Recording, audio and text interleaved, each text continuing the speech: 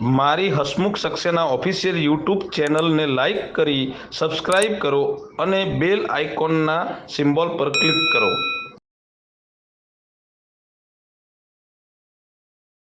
હસમુખભાઈ, જે રીતે તમે ખુલ્લું સમર્થન કરી રહ્યા છો, યુવતીઓને અન્યાય થયો છે, સુપ્રીમ કોર્ટની ગાઈડલાઇનનું પણ જે વાત છે, પણ ક્યાંક ને ક્યાંક સુપ્રીમ કોર્ટની ગાઈડલાઇનની સમજમાં ફેર થયું એવું નથી લાગતું તમને? કે પહેલા તો તમને એક સ્પષ્ટ વાત કરું કે જે આંદોલન જે ચાલી રહ્યું છે, 40 દિવસથી દીકરીઓનું આંદોલન જે ચાલી રહ્યું છે, એ માત્ર ને માત્ર 1/8/2018નો પરિપત્ર રદ થાય એના માટેનું આંદોલન છે. બીજું, લોકોએ માનસિકતાથી થોડું બહાર આવવાની જરૂર છે. જે રીતે દવેભાઈ એવી વાત કરી કે એસસી અને ઓબીસીનું, એસટી ઓબીસીનું આ આંદોલન હકીકતમાં મહિલાઓનું આંદોલન છે. 1/8/2018ના પરિપત્રમાં જે રીતે અન્યાય થયો છે દીકરીઓને, કે જેની જેટલી વસ્તી વધારે એની એટલી ભાગીદારી હોવી જોઈએ. જે રીતે વાતચીત હાલ થઈ રહી છે કે સરકારની અંદર જે રીતે કૂટનીતિ ચાલી રહી છે કે જે લોકો આંદોલન કરે છે એ આંદોલન કર્યા પછી એમને ઈડબ્લ્યુસી આપવામાં આવે છે. 7%ની સામે 7% છે, 14%ની સામે 15%ની સામે 15% છે. જ્યારે 54% જે ઓબીસી સમાજની જે વસ્તી છે એની સામે 27% અનામત આપવામાં આવે છે. અને જે લોકો 15% છે એમને વગર આંદોલન વગર જે રીતે 1/8/2018નો પરિપત્ર બનાવવામાં આવ્યો અને જે રીતે સરકારે કૂટનીતિ કરીને, મારાથી એવા શબ્દો ના વાપરી શકાય, એના એવિડન્સ પ્રૂફ છે. અને જે પરિપત્ર બનાવીને જે રીતે 14%ની સામે 41% બિન અનામત વગર માગ્યા વગર આપી દેવામાં આવી છે, એ જે તે અધિકારીઓ છે. એ અધિકારીઓના નામ પણ આપને ખબર હશે. જે પરિપત્રની અંદર જ્યારે 5 વ્યક્તિની કમિટી રચવામાં આવી, મનોજ શુક્લાજી હતા, સુશીલ વ્યાસજી હતા, જવલન ત્રિવેદીજી હતા અને સંગીતા સિંઘ હતા અને નિખિલ ભટ્ટજી હતા. એમાંથી મહિલા જે હતા એ સંગીતા સિંઘ હતા. એમણે નકારાત્મક આપ્યો તો જો આ પરિપત્ર બનશે તો આવનારા સમયમાં ઘણા બધા પ્રશ્નો ઊભા હશે.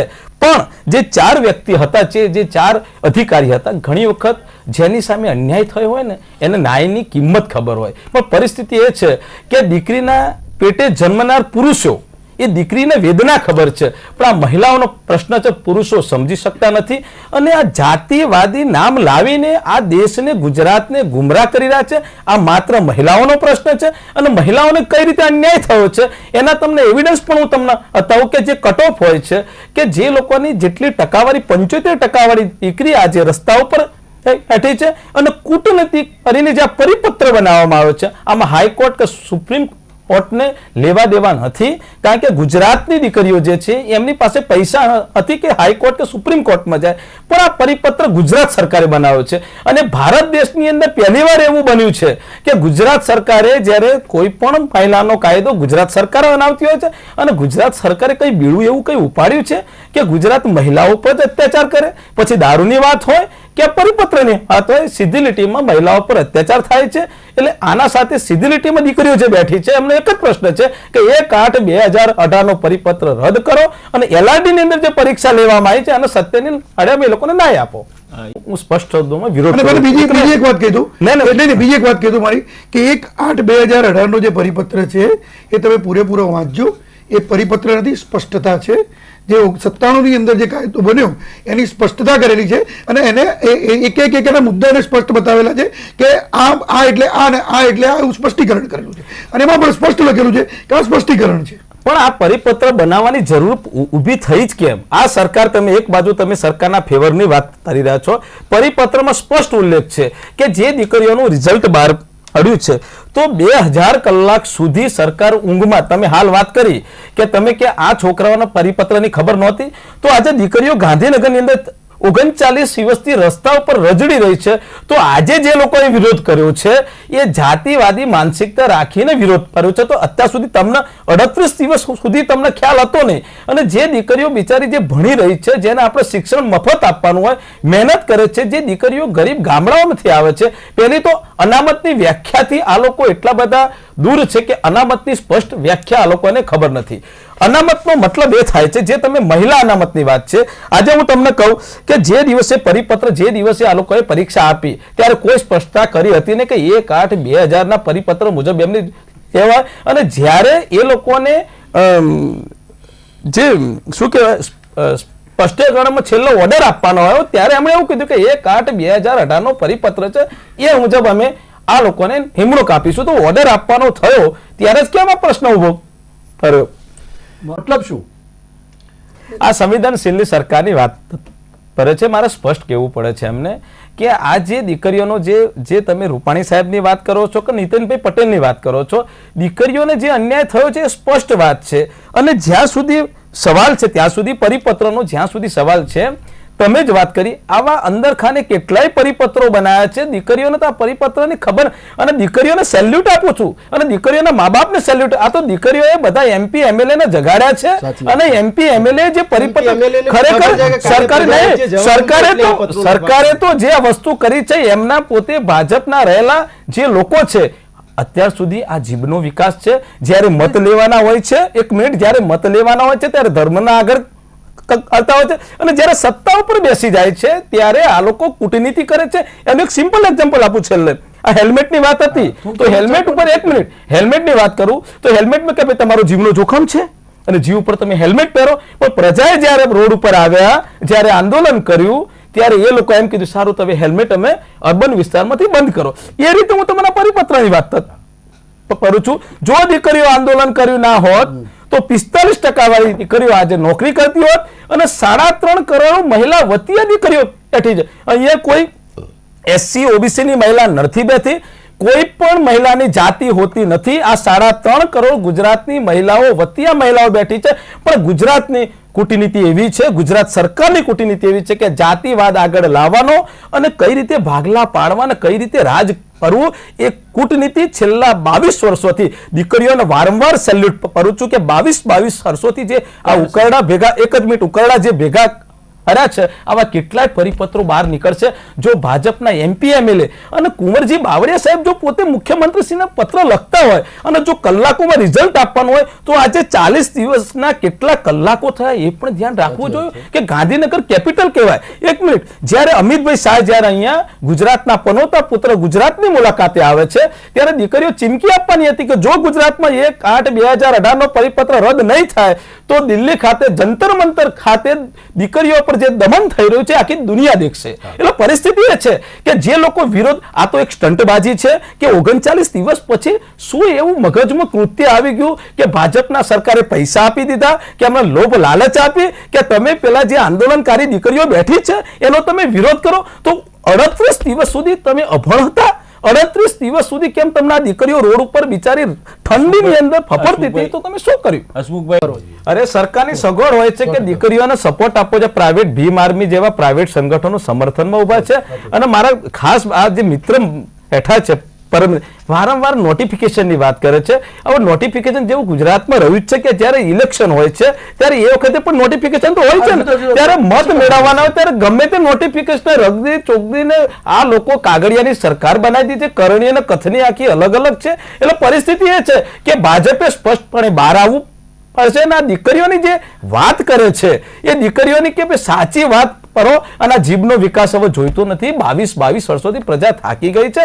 આ તો દીકરીઓને તો સેલ્યુટ એટલા માટે કે દીકરીઓ આવી છે એટલે પ્રજા જાગી છે, નહીં કે મારા પરમ મિત્ર બાજુમાં બેઠેલા હોત જ નહીં. અને મને પરમ મિત્રને હું વિનંતી કરું છું કે તમે 38 દિવસ સુધી ક્યાં ઊંઘતા હતા કે આજે તમે વિરોધ કર્યો તો 38 દિવસ સુધી કેમ તમે એક શબ્દ પણ ના બોલ્યા? આશ્વાસન સિવાય કશું આપતા જ નથી. કઈ નથી આપતા. ફક્ત આશ્વાસન પણ એમના પ્રતિષ્ઠિત કોઈ મંત્રી આમાં ઉમેદવારી કરી શકશે, પરીક્ષા આપી શકશે એવો નિયમ લાવ્યા, પરંતુ વિરોધ થવાથી પરીક્ષા લેવાઈ નહોતી એટલે પરિપત્ર ચેન્જ કરી સરકારે નિયમ બદલી અને ફરી જૂના નિયમ સાથે જ પરીક્ષા લીધી. તો આ મામલો તો 1/8/2018 નું નોટિફિકેશન છે.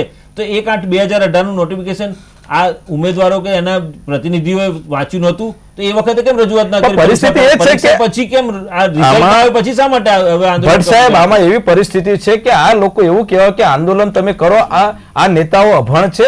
એમને છોકરાઓ જે છે 12 પાસ નથી જોતા, ગ્રેજ્યુએટ અને ક્લાર્ક બનાવવા છે, ગ્રેજ્યુએટ અને પટાવાળા બનાવવા છે. સરકારની સાંભળો, મારા પરમ મિત્રને નમ્ર અપીલ છે કે પરિસ્થિતિ એવી ઊભી થઈ છે કે સ્થિતિ પ્રમાણે વાત કરો કે જે પરિપત્ર બન્યો, વારંવાર હું તમને કહું છું 1/8/2018 નો જે પરિપત્ર બન્યો એ મનોજ શુક્લાજી હતા, સુશીલ વ્યાસ હતા, જવલન ત્રિવેદી હતા, નિખિલ ભટ્ટ હતા. આની જગ્યાએ મનોજ સવાણી હોત, સુશીલ વ્યાસની જગ્યાએ વોરા હોત, જવલંત ત્રિવેદીની જગ્યાએ કોઈ બીજી જ્ઞાતિના ઓબીસી સમાજના હોત અને ભટ્ટની જગ્યાએ કોઈ ભરવાડ સમાજના અધિકારી હોત તો 1/8/2018 નો પરિપત્રને ક્યારે મંજૂરી ના આપત. તમને એક મહત્વની વાત કરું, એક મિનિટ, હું તમારી વચ્ચે મારી વાત પ્રતિષ્ઠિત ચેનલ પર જાતિવાદી વાતો થાય છે.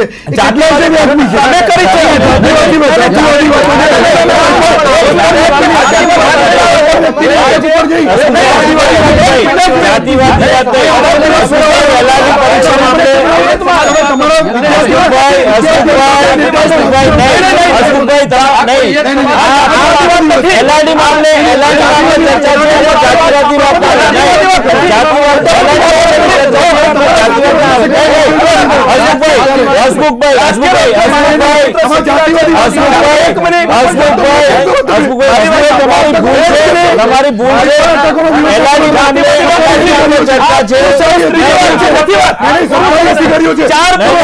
વાત કરી છે.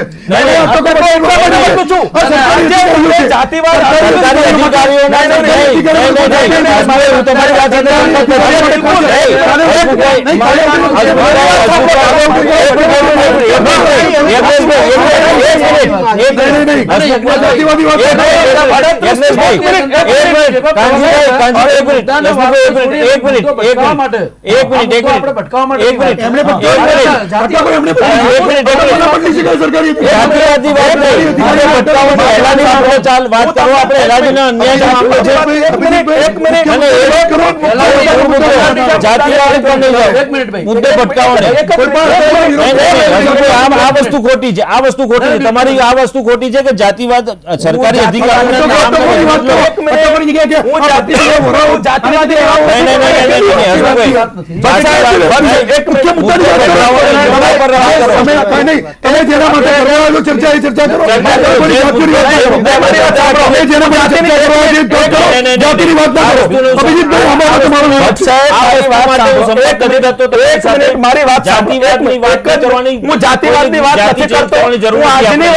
વર્તમાન સ્થિતિની વાત કરું કે 38 દિવસ સુધી દીકરીઓ રોડ ઉપર હતી. મારી વાત પૂરી કરવા દો કે 38 દિવસ સુધી દીકરીઓ 3.5 કરોડ મહિલાઓની કોઈ જાતિ નથી, એ બધી સમાજની ત્યાં દીકરીઓ બેઠી છે.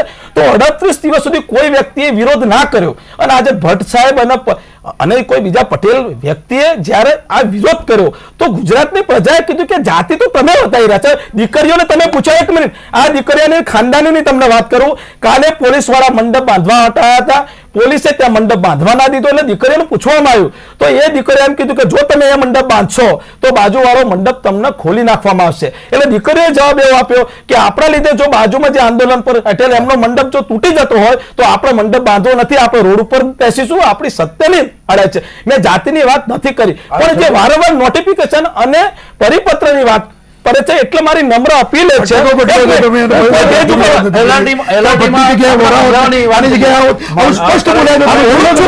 તમને આજે તમે કેમ 38 દિવસે બોલ્યા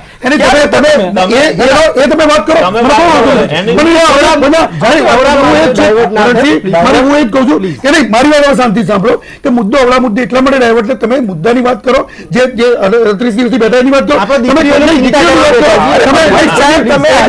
કોઈની પાસે ભટ્ટની જગ્યાએ વોરા લાગ્યો હતો, આની આ લાગ્યો. આ જાતિવાદની સ્પષ્ટ વાત કે વાત કરો, બસ અધિકારી મુદ્દાની વાત કરો, બધા મુદ્દાનો જવાબ આપો. બરાબર છે, પણ તમે મુદ્દાને ભટકાવી મારી વાત સાંભળો. અનામત આંદોલન થયું, ઈડબ્લ્યુસી આપવામાં આવી તો એ લોકોએ આંદોલન કર્યું ત્યારે એમને 10% ઈડબ્લ્યુસી આપવામાં આવી. જ્યારે હું તમને સ્પષ્ટ કહું છું કે જે 15% વસ્તી છે વગર આંદોલન વગર આ પરિપત્રના કારણે એ લોકો સીધી લીટીમાં 41% અનામત થઈ જાય. તો ગુજરાતની પ્રજાને પૂછું છું કે તમે આ પરિપત્ર જુઓ અને જો અમારી ઉપર શંકા આવતી હોય અને જો જાતિવાદીની વાત થાય તો જે દીકરીઓ તે બેઠી છે હાઈકોર્ટના એક જજ બેસાડો, બુદ્ધિજીવી લોકો બેસાડો અને આ પરિપત્રને ખુલ્લો કરો. અને જે રીતે પરિપત્રમાં જે કૂટનીતિ થઈ છે હું આજે કહીશ તો આનો ન્યાય આજે આવવાનો નથી, પણ ગુજરાતની પ્રજાને જણાવવા માંગુ છું કે એક ગામ પસંદ કરો, 18,000 ગામડાઓમાંથી એક ગામ પસંદ કરો અને એ લોકોને પૂછવામાં આવે કે આ પરિપત્રની આવી સ્પષ્ટતા છે. કારણ વારંવાર માનનીય મુખ્ય નાયબ મુખ્યમંત્રી નીતિનભાઈ પટેલે કીધું હતું કે સારું મારે બોર્ડ જોવાના હોય છે ને ત્યારે ગુજરાતના બોર્ડ જોવા મળતા નથી અને હું ગુજરાતીમાં જ વાત કરું છું. આ ગુજરાતીમાં એક ગામડું નક્કી કરીએ અને એક ગામડામાં ખાલી 200 ઘરની વસ્તી અને એમને કહીએ કે આ પરિપત્ર છે સાચો છે ખોટો છે તો એ લોકો જવાબ આપશે. મારી એવી નમ્ર અપીલ છે. યજ્ઞેશભાઈ શું કહેશો તમે? હું એટલું સ્પષ્ટ કહીશ કે મારા પરમ મિત્ર હું એક જ શબ્દમાં હિટેનો જવાબ આપી દઈશ કે પરિપત્ર ઉપર જ હું તો વારંવાર પરિપત્ર ઉપર આવું. આમનું કેવું એવું થાય કે દિવસ ઉગે છે એટલે સજ્જન વ્યક્તિ અને પછી રાત પડવાની થાય એટલે પરિપત્ર બનાવી દેવાનો, રાત્રે ચોરી કરવાની, પાછો દિવસ ઉગે એટલે પરિપત્ર રદ કરો. હવે રાતમાં જે લોકોએ દાઉદની જેમ ચોરી કરી હોય એ સવારે પાછા સજ્જન થઈ જાય. એટલે આ ચોર અને પ્રજાની વચ્ચેની આ જે રાજ રમત છે એ લોકોએ સમજવાની જરૂર છે. હવે સમય પાકી આવ્યો છે કે સત્યની લડાઈ છે અને આ દીકરીઓ જે બેઠી છે 1/8/2018 નો પરિપત્ર રદ નહીં થાય કારણ કે પરિસ્થિતિ રાતની આવી છે કે રાત્રે અંધારામાં જે થઈ ગયું છે એનું શું? આ તો શું કર્યું છે કૂટનીતિ વગર, આંદોલન વગર, બુદ્ધિના પ્લાનિંગથી રાતમાં લોકોને નોકરી આપી દેવાની. ભ્રષ્ટાચાર ખબર નહીં થાય છે કે નથી થતી. ગુજરાતમાં તો 1 રૂપિયાનો પણ ભ્રષ્ટાચાર થતો નથી, 1 રૂપિયાનો પણ દારૂ વેચાતો નથી. સજ્જન સંવેદનશીલ સરકાર છે. મારાથી એવું ના કહેવાય કે સંવેદનહીન સરકાર છે, પણ મારા પરમ મિત્ર જે વારંવાર નોટિફિકેશનની વાત કરે છે, પણ નોટિફિકેશનથી મારું મગજ બગડી ગયું છે કે સરકાર કેટલા નોટિફિકેશન લાવશે. માન્ય નીતિનભાઈ પટેલ એમ કહે છે, નહીં મારા માન્ય નીતિનભાઈ પટેલ એમ કહે છે કે આનું નોટિફિકેશન ગુજરાતમાં રહીને અંગ્રેજી શું કામ બોલવું, ગુજરાતમાં રહીને હિન્દી શું કામ બોલવું, પહેલા ગુજરાતી તો બનો. અને આ ગુજરાતના મોડેલ ઉપર જો ભારત દેશ બનતો હોય તો ગુજરાતની ઉપર દીકરીઓ પર દમન કેમ? અરે તમને નવાઈની વાત કરું, ગુજરાત આ દીકરીઓથી ગભરાઈ થઈ છે એટલે પોલીસને આગળ કરે છે. બીજી નવાઈની વાત, એક જ મિનિટ, પોલીસ ઉપર તો એટલો બધો અત્યાચાર છે કે ભારત દેશમાં સૌથી ઓછામાં ઓછો પગાર પોલીસનો છે, પણ પોલીસને શું કરીએ? અમે તો પોલીસને ગુલાબનું ફૂલ આપીએ છીએ. દીકરીઓ છે ભલે તમે અમારી પર દંડા મારશો, પણ દીકરીઓએ એક સરસ સૂત્ર આપ્યું છે, તમે અમને દંડા મારશો વાંધો નહીં, પણ અમે તિરંગો પકડીને આ ગુજરાતને એક કરીશું અને 3.5 કરોડ મહિલાઓને ન્યાય આપીશું. યજ્ઞેશભાઈ શું કહેશો તમે? એક જ મિનિટ આમાં જવાબ આપી દો. સમયનો અભાવ છે. એક જ મિનિટ અમને શોર્ટ એન્ડ સ્વીટમાં જવાબ આપી દો. એક જ મિનિટમાં આજે પરિસ્થિતિએ સરકારે ડર એટલો બધો ફેલાવ્યો છે. અમે તો અહીંયા આવવાના નહોતા, પણ પરિસ્થિતિ ગુજરાતની હાલ એવી થઈ છે કે ભણેલા લોકો ગુલામીની લાઈનમાં ઉભા છે. અને તમારી સાથેનો જવાબ આપી દઉં કે પરિપત્રની વાત કરું, વેરિફિકેશન થયું ત્યાં સુધી આ લોકોને બોલાવવામાં આવ્યા અને જેવો ઓર્ડર આપવાનો થયો તો 2000 કલાક સુધી આ સરકાર ઊંઘી રહી અને 24 કલાકમાં જજમેન્ટ આપ્યો કે તમારો 1/8/2018 ના પરિપત્ર મુજબ તમને ઓર્ડર આપવામાં આવશે. એટલે સરકારને મન ફાવે એ હસમુખભાઈ, યજ્ઞેશભાઈ, કરણસિંહ અને કાનજીભાઈ, આપ આ ડિબેટમાં જોડાયા અને ચર્ચામાં ભાગ લીધો એ બદલ આપ સૌનો ખૂબ ખૂબ આભાર.